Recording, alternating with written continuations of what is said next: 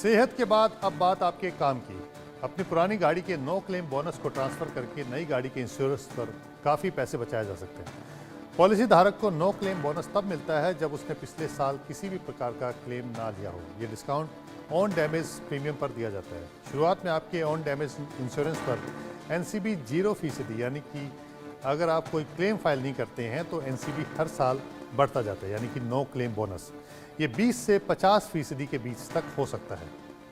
पहले साल claim file न करने पर 20% एनसीबी मिलता है, दूसरे साल ये बढ़कर 25% और तीसरे साल 35%, फिर चौथे 45% और फिर पाँचवें साल तक 50% तक हो जाता है। नो क्लेम बोनस केवल वाहन से जुड़े नहीं होते बल्कि ये पॉलिसी धारक के साथ जुड़े होते हैं। इसका मतलब ये है कि आप अपने पुराने वाहन के एनसीबी यानी कि नो क्लेम बोनस को किसी भी नए वाहन पर ट्रांसफ़र कर सकते हैं, चाहे वो किसी भी ब्रांड का हो। लेकिन ध्यान देने वाली बात यह है कि नो क्लेम बोनस केवल एक जैसे वाहनों में यानी कार से कार और बाइक से बाइक में ही ट्रांसफ़र हो सकते हैं। गाड़ी का ऑनर भी नहीं बदलना चाहिए।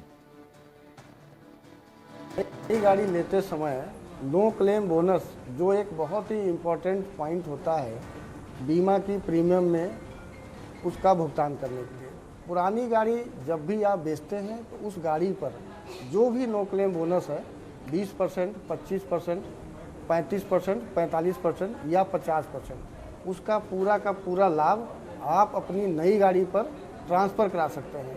ट्रांसफ़र कराने के लिए आपको जिस इंश्योरेंस कंपनी से आपकी पॉलिसी अभी चल रही है उसको ये बताना होगा कि हमने ये गाड़ी अपनी बेच दी है और इसका एक हमें नो क्लेम सर्टिफिकेट दिया जाए जो हम अपनी नई गाड़ी पर लेंगे।